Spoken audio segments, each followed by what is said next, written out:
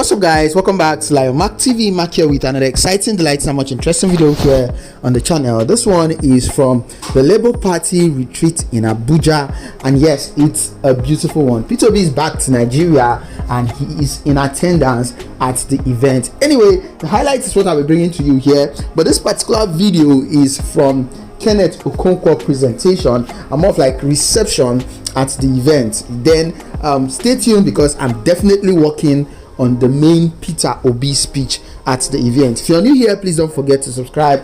Drop a comment in the comment section because you know too well that we value your thoughts here, and your comments are mostly our favorite priority here on the channel. Enjoy the video, guys. You see why I'm happy when I declare that I am no longer living in bondage.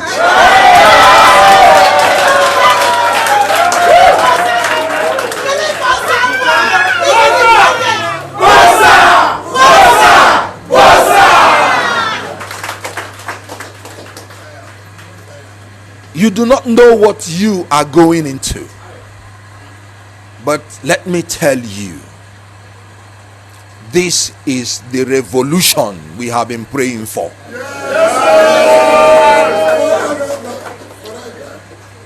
When the FCT chairman of Labour Party came to my office, they gave me a beautiful flag. He made one statement that touched me. He said, this flag we are giving you is a spiritual flag to actualize a divine mandate. It was when I reached home that I understood the import of that statement. Come 2023, they may come against us with their bullion van.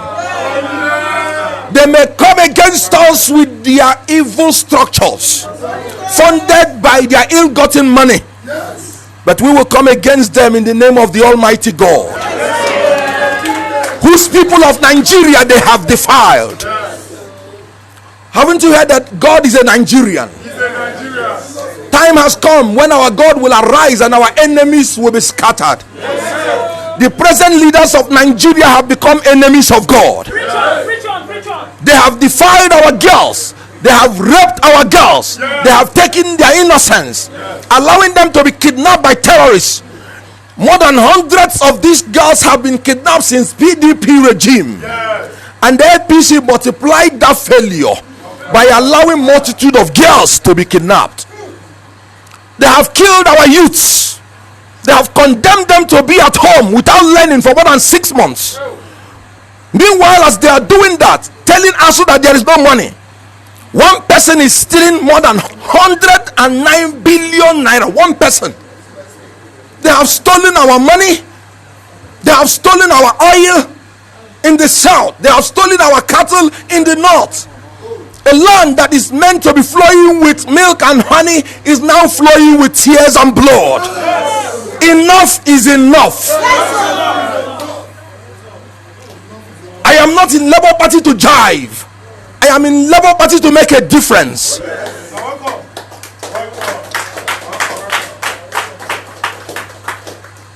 These leaders in any society, there is always a time when an idea will come, and that idea will bear the signature of God, and it will evolve on its own, and it will catalyze into a cacophony of cyclone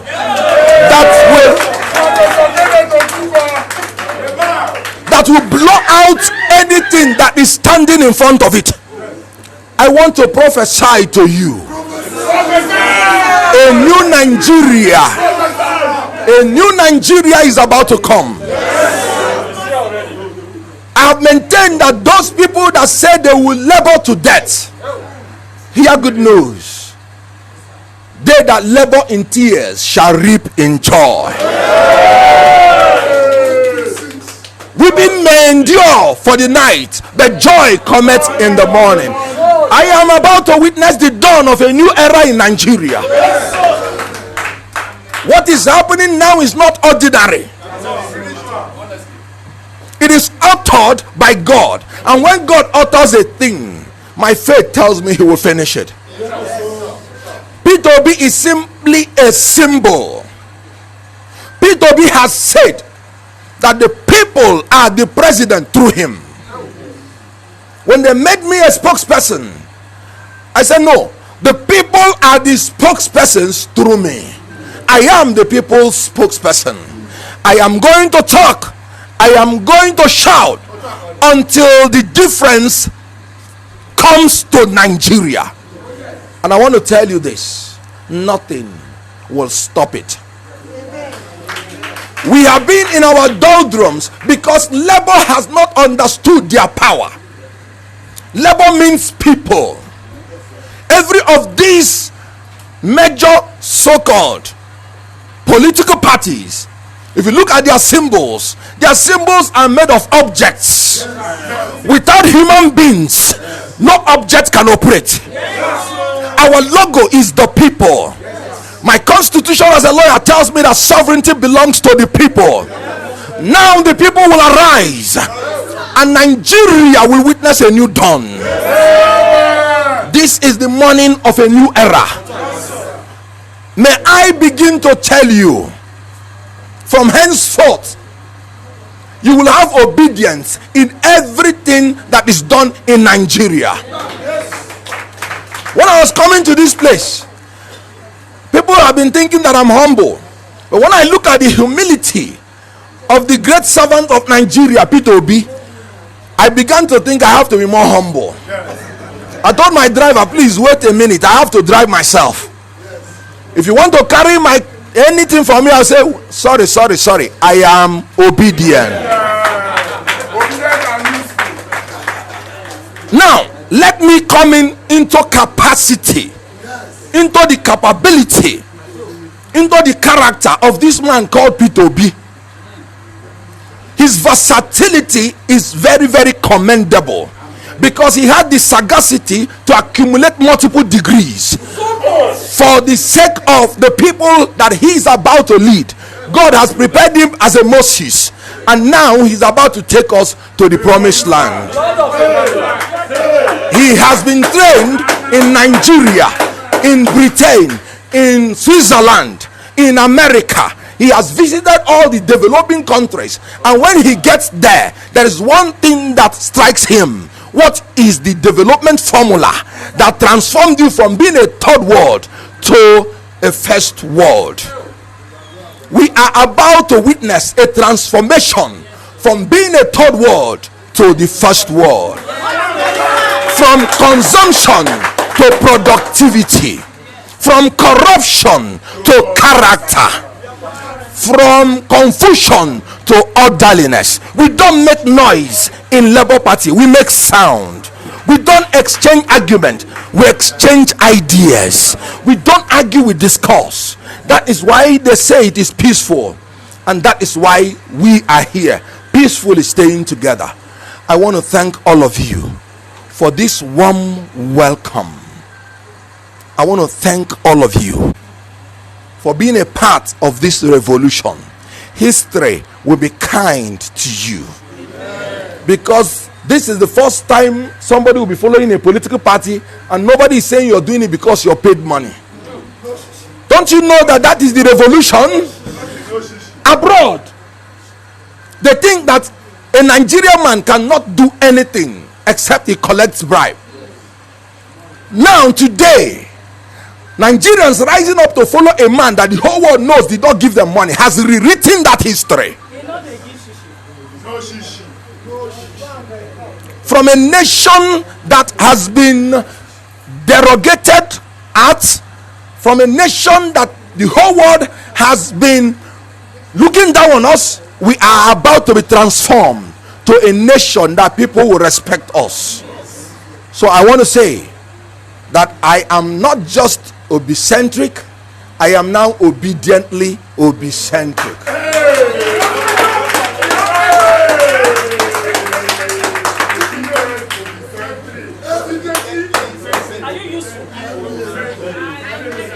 Before I made my choice to come public to support the candidacy of P2B, I waited.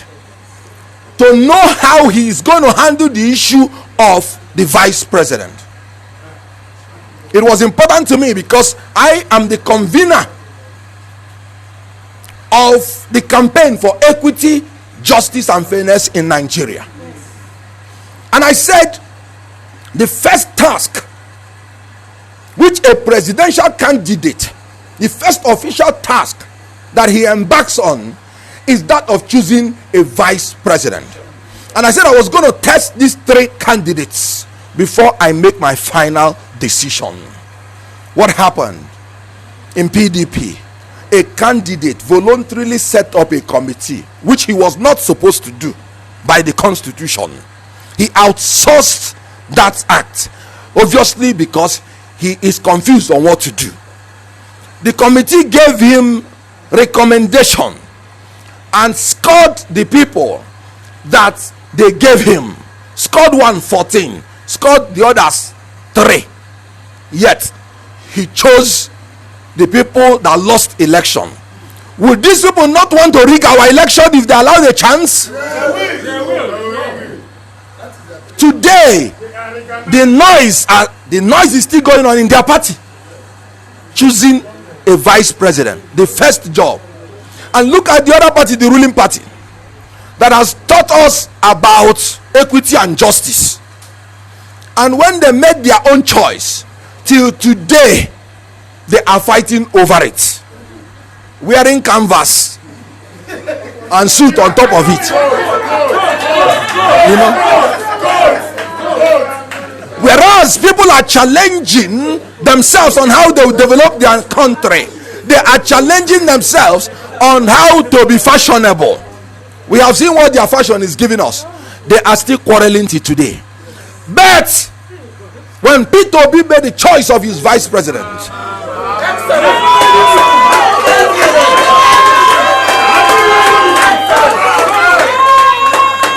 he made a choice of a cerebral man who comes from a region hitherto thought to be disadvantaged educationally, but who himself is so educated that he is building universities. Are you not seeing the transformation of the northern region already? Yes. He made a choice of a man with youthful energy like himself. Are you not seeing generational change?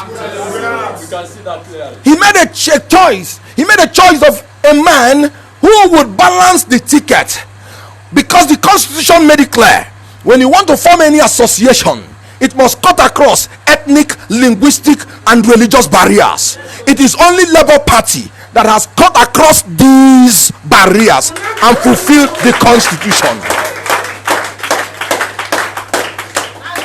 When the Celebrity National Chairman was saying something, he was talking about happiness, joy amongst you.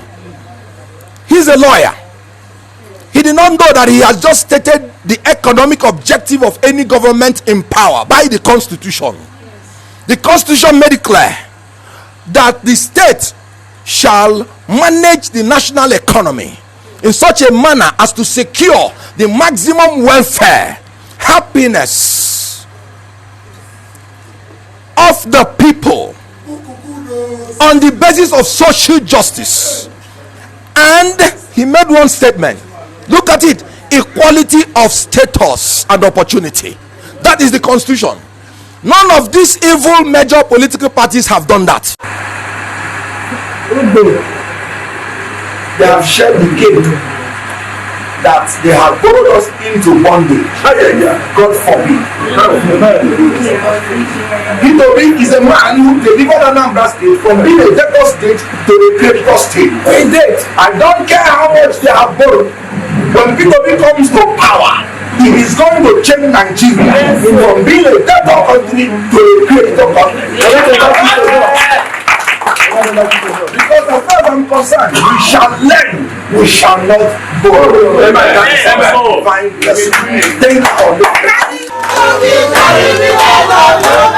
Thank you, Lord.